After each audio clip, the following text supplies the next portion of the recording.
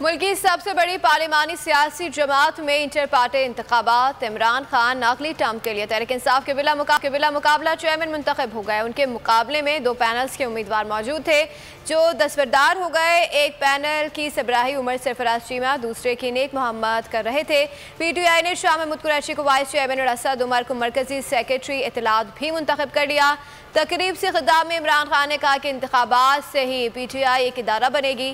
पाकिस्तान में सियासी जमातें नहीं, खानदानी जमातें हैं। जमहूरियत में मेरिट है, बादशाहत में नहीं। हम पार्टी में इलेक्शन कराकर मेरिट लेकर आएंगे।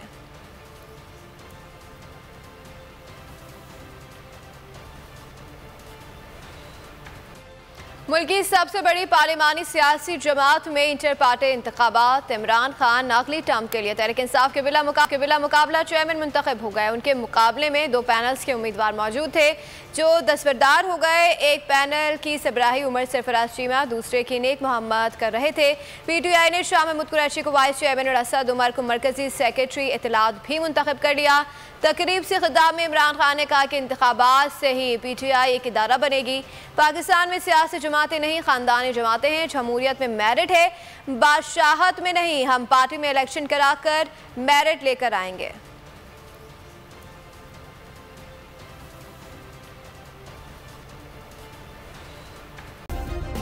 सब्सक्राइब करें और बेल दबाएं ताकि कोई खबर रह न जाए।